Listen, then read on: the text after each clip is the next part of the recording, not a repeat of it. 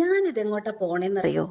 കൊച്ചിയിൽ സ്വർഗതുല്യമായൊരു ഗ്രാമമുണ്ടെന്ന് ഞാൻ പറഞ്ഞു കേട്ടിട്ടുണ്ട്.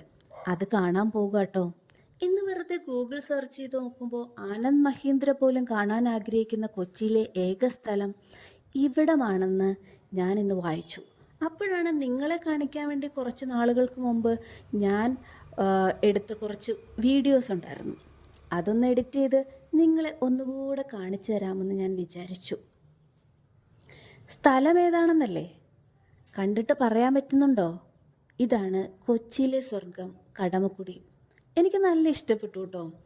ഞാൻ കുറേ ദൂരം നടന്നു. എനിക്ക് തോന്നുന്നു ഒരു 4-5 കിലോമീറ്റർ ഞാൻ നടന്നിട്ടുണ്ട് അതിൽ. അപ്പ് ആൻഡ് ഡൗൺ അല്ല, സിംഗിൾ ലൈൻ തന്നെ ഒരു 4-5 കിലോമീറ്ററുകളോളം ഞാൻ നടന്നു.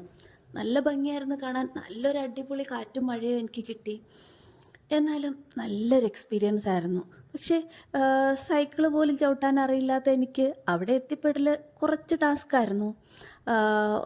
ബസ്, പിന്നെ ഓട്ടോ, അങ്ങനെ റിട്ടേണും ഓട്ടോ, ബസ്, അങ്ങനെയൊക്കെ.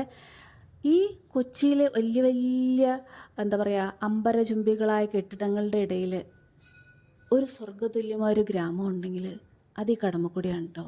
നല്ല ഭംഗിയല്ലേ? നിങ്ങൾ കാണുന്നില്ലേ? എന്ത് രസമല്ലേ കാണാൻ.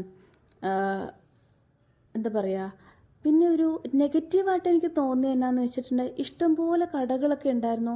ഞായറാഴ്ച ആയതുകൊണ്ടും ഞാൻ ചെന്ന സമയം ശരിയല്ലാത്തത് കൊണ്ടും ആയിരിക്കാം, ഒരു പച്ചവെള്ളം കുടിക്കാൻ പോലും ഒരു കട പോലും ഉണ്ടായിരുന്നില്ല കേട്ടോ.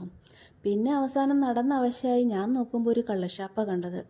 ആ കള്ളുഷാപ്പിൽ കയറി ഞാൻ കപ്പയും പന്നിക്കറിയും കഴിച്ചു. അടിപൊളിയായിരുന്നു. ഒത്തിരി എക്സ്പെൻസ് ഒന്നും ആയില്ലതേ. കപ്പയും പന്നിക്കറിയും കണ്ടോ, ഒരു 100-150 രൂപയും കൊണ്ട് പരിപാടി തീർന്നു. നല്ലതായിരുന്നു. നന്നായിട്ട് വയറ് നിറച്ച് കഴിക്കാൻ പറ്റി. തിരിച്ചു വരുന്ന സീനാണ് കേട്ടോ. Thank you for watching. അടിപൊളി എക്സ്പീരിയൻസ് ആയിരുന്നു കേട്ടോ. Must watch.